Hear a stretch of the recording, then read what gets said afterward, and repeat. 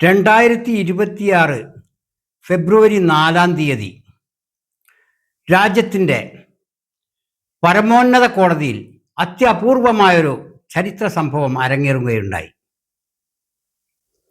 രാജ്യത്തെ ഒരു സിറ്റിംഗ് മുഖ്യമന്ത്രി വക്കീൽ കോട്ടണിഞ്ഞ് സുപ്രീം കോടതിയുടെ പടികൾ കയറി ചെല്ലുകയായിരുന്നു. അന്ന് രാജ്യത്തിൻ്റെ തെരഞ്ഞെടുപ്പ് ഭാഗധേയം നിർണയിക്കാൻ നിയോഗിക്കപ്പെട്ട ചീഫ് ഇലക്ഷൻ കമ്മീഷണർ അദ്ദേഹത്തെ അടുത്ത കാലത്തായി എല്ലാ നിയമ വ്യവഹാരങ്ങളിൽ നിന്നും മുക്തനാക്കിയിട്ടുണ്ട് കേന്ദ്ര ഭരണകൂടം.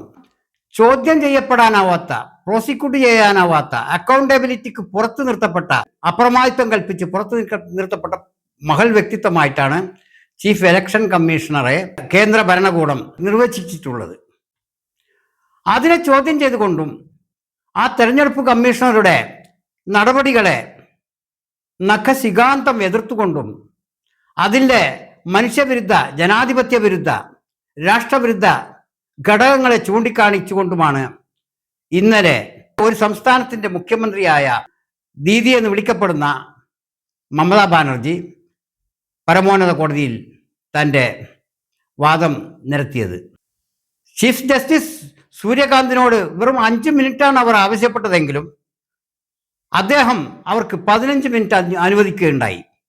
ആ സമയം അത്രയും ചീഫ് ഇലക്ഷൻ കമ്മീഷണറുടെ പുതിയ ഉത്തരവനുസരിച്ച് വോട്ടർ പട്ടിക പുതുക്കാനുള്ള SIR നടപടിക്രമങ്ങളെ, അതിലെ താഴേക്കിട ഡൗൺ ട്രോഡൻ ജനങ്ങളെ, മതന്യൂനപക്ഷങ്ങളെ, അവശത അനുഭവിക്കുന്ന മറ്റ് ജനവിഭാഗങ്ങളെ എത്രമാത്രം ആപൽക്കരമായ രീതിയിലാണ് പുതിയ SIR നിർദ്ദേശം ബാധിക്കുന്നത് എന്നും പരമോന്നത കോടതിയുടെ ശ്രദ്ധയിൽപ്പെടുത്താൻ ദീദിക്ക് കഴിഞ്ഞു എന്നുള്ളതാണ് വലിയ കാര്യം.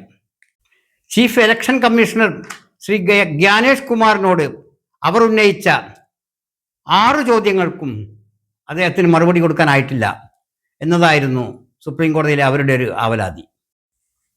SIR പരിഷ്കരണത്തോടനുബന്ധിച്ച് വോട്ടവകാശം മാത്രമല്ല, അതോടൊപ്പം പൗരത്വം കൂടി നഷ്ടപ്പെട്ട താഴേക്കട ജനങ്ങൾക്ക് വേണ്ടിയാണ് അവർ ഈ ഉദ്യമത്തിന് മുതിർന്നത് എന്നോർക്കുമ്പോൾ ഭാവി ഇന്ത്യയെ നയിക്കാനുള്ള ഒരു നേതാവിനെയാണ് അവരിൽ കാണാൻ നമുക്ക് കഴിയുന്നത്. 1998 കോൺഗ്രസ് വിട്ട് തൃണമൂൽ കോൺഗ്രസ് എന്ന തൻ്റെ പാർട്ടി രൂപീകരിച്ചപ്പോഴും മുതൽ 2011 34 വർഷത്തെ കമ്മ്യൂണിസ്റ്റ് ഭരണം അവസാനിപ്പിച്ചുകൊണ്ട് വെസ്റ്റ് ബംഗാളിൻ്റെ ചീഫ് മിനിസ്റ്ററായി അധികാരമേറ്റപ്പോഴും അവർ മതന്യൂനപക്ഷങ്ങൾക്കും താഴെത്തട്ടിലുള്ളവർക്കും സമൂഹത്തിലെ അവശത അനുഭവിക്കുന്ന വിഭാഗങ്ങൾക്കും വേണ്ടിയാണ് ശബ്ദിച്ചിട്ടുള്ളത്. യഥാർത്ഥത്തിൽ ഇന്ത്യയുടെ ഇപ്പോഴത്തെ പ്രതിപക്ഷം എന്ന് പറയാവുന്നത് ശ്രീമതി മമതാ ബാനർജിയുടെ പാർട്ടിയിലെ ചില MP-മാരാണ് എന്ന് കാണാം. ചരിത്രത്തിൽ ബിരുദം, ഇസ്ലാമിക ഹിസ്റ്ററിയിൽ മാസ്റ്റേഴ്സ്, വിദ്യാഭ്യാസത്തിൽ ബിരുദം, നിയമത്തിൽ ബിരുദം, ഇതൊക്കെയാണ് അവരുടെ വിദ്യാഭ്യാസ യോഗ്യതകളെങ്കിൽ പാരമ്പര്യമായി തന്നെ സ്വാതന്ത്ര്യ സമര ചരിത്രത്തിൽ പങ്കെടുത്ത ചരിത്രമാണ് അവരുടെ കുടുംബത്തിനുള്ളത്. മാത്രമല്ല, പൊതുജീവിതത്തിൽ, സാമൂഹ്യ സേവനത്തിൽ, അതിൻ്റെ ബദ്ധപ്പാടിൽ കുടുംബജീവിതം തന്നെ വേണ്ടെന്ന് വെച്ചൊരു മഹതിയാണ് അവർ. ഇന്ത്യയിലെ ഏറ്റവും ലളിത ജീവിതം നയിക്കുന്ന രാഷ്ട്രീയക്കാരിൽ ഒരാളാണവർ. മറ്റാരെങ്കിലും ഉണ്ടോ എന്ന് അറിഞ്ഞുകൂടാ. ഏതായാലും അത്ര ലളിതവും സർവ്വസാധാരണവുമായ ഒരു ജീവിതമാണവർ ഒരു സംസ്ഥാനത്തിൻ്റെ മുഖ്യമന്ത്രി ആയിരിക്കുമ്പോഴും ഇത്രയേറെ വിദ്യാഭ്യാസ യോഗ്യതകളോടുകൂടി രാഷ്ട്രീയത്തിൻ്റെ എല്ലാ രീതിയിലുള്ള നിയന്ത്രണം കയ്യിലുള്ളപ്പോഴും അവർ ജീവിച്ചുകൊണ്ടിരിക്കുന്നത് എന്നത് ചെറിയ കാര്യമായി കാണാനാവില്ല. ഇന്ത്യയിലെ മുഖ്യമന്ത്രിമാർ ഇതിനു മുമ്പും കോടതി കയറിയിട്ടുണ്ട്. പക്ഷെ അതൊക്കെ അവരുടെ വ്യക്തിപരമായ കേസുകൾക്ക് മറുപടി പറയാൻ വേണ്ടിയായിരുന്നു. എന്നാൽ സിറ്റിംഗ് മുഖ്യമന്ത്രി എന്ന നിലയിൽ മമതാ ബാനർജി ഇന്നലെ കോടതി കയറിയത് SIR-ലൂടെ അവഗണിക്കപ്പെട്ട, വോട്ട് നിഷേധിക്കപ്പെട്ട, പൗരത്വത്തിൽ നിന്ന് തന്നെ പുറത്താക്കപ്പെട്ട ജനങ്ങൾക്ക് വേണ്ടി വാദിക്കാൻ വേണ്ടിയായിരുന്നു. ഇത് ഒരു ചരിത്ര സംഭവമാണ്. കോൺഗ്രസിൽ പ്രവർത്തിക്കുമ്പോൾ 1984 ലോക്സഭയിലേക്ക് തിരഞ്ഞെടുക്കപ്പെട്ടപ്പോൾ ലോക്സഭയിലെ പ്രായം കുറഞ്ഞ വ്യക്തികളിൽ ഒരാളായിരുന്നു ശ്രീമതി മമതാ ബാനർജി. പിന്നീട് വെസ്റ്റ് ബംഗാളിലെ കമ്മ്യൂണിസ്റ്റിൻ്റെ ഭരണം അവസാനിപ്പിക്കാൻ കോൺഗ്രസിന് കെൽപ്പില്ല എന്ന് മനസ്സിലാക്കിയിട്ടാണ് അവർ 98 കോൺഗ്രസ് വിട്ട് ഗ്രാസ് റൂട്ട് ലെവൽ കോൺഗ്രസ് എന്ന അർത്ഥത്തിൽ വരുന്ന തൃണമൂൽ കോൺഗ്രസ് സ്ഥാപിച്ചത്. അവിടുന്ന് ഇങ്ങോട്ട് എല്ലാ തിരഞ്ഞെടുപ്പ് വിജയങ്ങളും അവരുടേതായി മാറി. ഇന്ന് രാജ്യം BJP ഭരണത്തിൽ ഞെരിപിരി കൊള്ളുമ്പോൾ രാജ്യത്തെ ഏറ്റവും പ്രധാന പ്രതിപക്ഷമായ കോൺഗ്രസ് നിസ്സഹായമാകുമ്പോൾ അവിടെ ശ്രീമതി മമതാ ബാനർജിയുടെ MP-മാരാണ് ഏറ്റവും മികച്ച പെർഫോമൻസ് പാർലമെന്റിൽ കാഴ്ചവെക്കുന്നത് എന്ന് കാണാം. പലപ്പോഴും അത് ജനങ്ങളുടെ കയ്യടി നേടിയിട്ടുമുണ്ട്. കോൺഗ്രസ് വൈമനസ്യം കാട്ടിയ, കോൺഗ്രസ് പിന്തിരിഞ്ഞു നിന്ന, കോൺഗ്രസ് മുഖം തിരിച്ചു കളഞ്ഞ പല ദേശീയ പ്രശ്നങ്ങളിലും തൃണമൂൽ കോൺഗ്രസിൻ്റെ അംഗങ്ങളാണ് ലോക്സഭയിൽ ശബ്ദമുയർത്തിയത് എന്നതാണ് ഒരു പ്രത്യേകം എടുത്തു പറയാവുന്നത്. കോൺഗ്രസില്ലാത്ത ഒരു ഇന്ത്യയെ BJP വിഭാവനം ചെയ്യുന്നുണ്ടെങ്കിലും ഇന്ത്യക്കാർക്ക് കോൺഗ്രസിനെ അത്ര എളുപ്പം മാറ്റി നിർത്താനാവില്ല എന്നൊരു വസ്തുതയാണ്. പക്ഷേ നിർഭാഗ്യവശാൽ കോൺഗ്രസ് അതിൻ്റെ വലിപ്പവും അതിൻ്റെ ഉത്തരവാദിത്വവും വേണ്ടത്ര പരിഗണിക്കുന്നില്ല എന്നുള്ളതാണ് ഒരു കാര്യം. മാത്രമല്ല, തൃണമൂൽ കോൺഗ്രസിൽ മമതാ ദീദി അന്തിമ വാക്കാണെങ്കിൽ കോൺഗ്രസിൽ അവർ ഉയർത്തിക്കാട്ടുന്ന രാഹുൽ ഗാന്ധിക്ക് പ്രത്യേകിച്ച് അധികാരങ്ങളൊന്നുമില്ലെന്ന് കാണാം.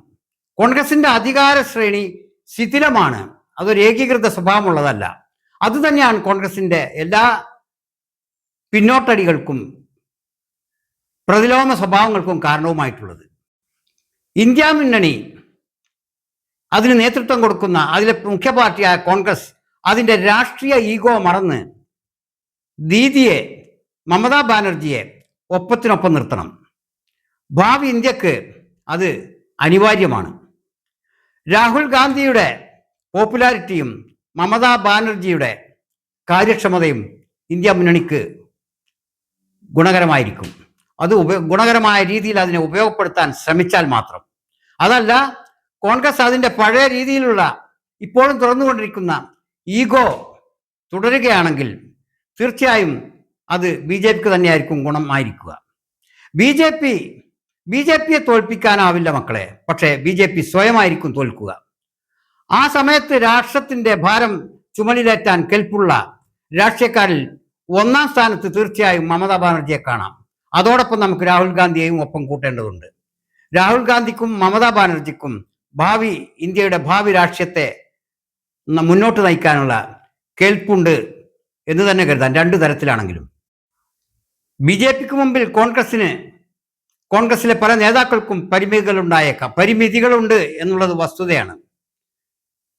അതേസമയത്ത് അത്തരം പരിമിതികളൊന്നുമില്ലാതെ നേർക്കുനേർ BJPയോട് ഏറ്റുമുട്ടുന്നത് ഇന്ത്യയിൽ തന്നെ മമതാ ബാനർജി എന്ന ഒറ്റ മഹിളയാണ്. പടിഞ്ഞാറൻ ബംഗാളിലെ കമ്മ്യൂണിസ്റ്റിന്റെ 34 വർഷത്തെ ആധിപത്യം അവസാനിപ്പിക്കുന്നതിൽ അവർ കാണിച്ച വിപ്ലവ വീര്യം, അതേ വീര്യം നമുക്ക് അഖിലേന്ത്യാ തലത്തിൽ BJPയുടെ കെടുകാര്യസ്ഥതയ്ക്കെതിരെ പോരാടാനും ഉപയോഗപ്പെടുത്താവുന്നതാണ്.